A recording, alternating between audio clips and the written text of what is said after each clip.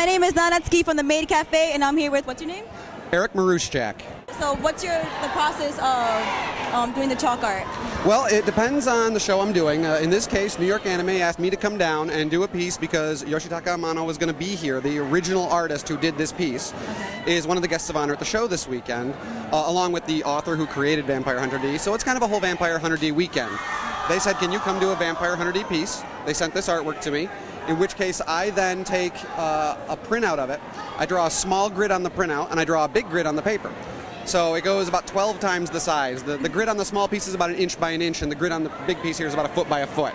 So I end up having a piece that's 9 feet wide by 11 feet tall. I draw the sketch out by hand with colored pencil, because since I'm going to be sitting on it while I work, I don't want it to smudge. And I do that before I get to the show. Then when I get to the show, I lay it on the floor, I begin coloring it with chalk, and all the coloring and the final rendering of what you see here is done on the show floor in front of everyone. It's basically a performance art, but as I like to call it, it's performance art in really slow motion. It takes 20-some hours to usually complete a piece. Okay.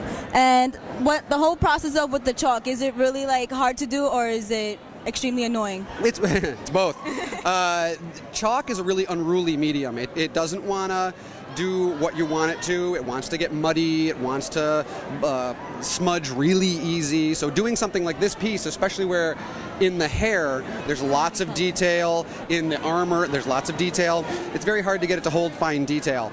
So I've been doing these for a long time, and it's taken me many shows to basically get to the point where I can get it to do what I want it to do for the most part.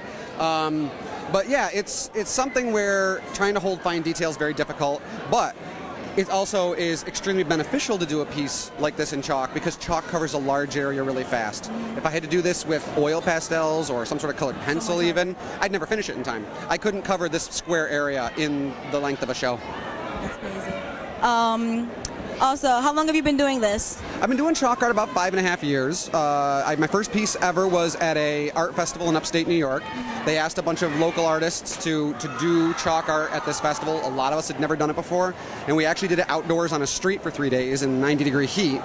But for some reason I enjoyed it enough that I said I'll keep doing it. I started doing exclusively either anime, manga, or comic book art, going to festivals first to do it, and then about 3 years ago I started going on the convention circuit. I showed the artwork I'd done to certain people who were running the conventions and says, what do you think about this? Do you think it'd be something entertaining on the show floor? They loved the idea. And so 3 years ago this past summer, my first show was in Chicago. I've been doing it ever since at conventions and branching out and doing more and more of them. What was your first anime convention that you ever did chalk art? Actually, the first anime convention I ever did chalk art was last year. It was this show, New York Anime, its first year, the inaugural year. So I actually have a special place in my heart for this show. That's why I like coming back, because this was my first anime convention, not as a convention goer. I've been to a number of those, but the first time I got to do chalk art for fans was at New York Anime. And this is the only anime fest where you do it, or you go to other ones? I've been to other ones. Actually, just past summer I did the Otukast in Baltimore, and I've been talking to some other conventions about possibly doing it. Obviously, it's logistically a very complex process of getting it there and doing it and finding space for it. Some show floors are so packed they don't have the space. But mostly before New York Anime and Otakon, I'd done it at comic book conventions like the New York City Comic Con or the Wizard World Tours. Okay. And you mentioned before that that's a graphic design over there, digital art of Sumi and Kei. What is that graphic novel about? Well, that's a graphic novel I've created based on 2 characters that are friends of mine. I actually met them about 4.5 years ago, and they were very deeply into the culture of anime and J-rock and everything like that. So I had already enjoyed it to some extent, but they pulled me in even more. They're such outlandish characters that I said, I got to turn them into actual characters in a book. They would make great stories. So I came up with the idea of the graphic novel, Sumi and Kei Rule the World.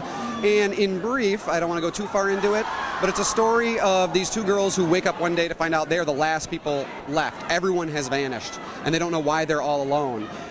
They discover one other person who hasn't vanished, who they immediately don't trust and are very suspicious of.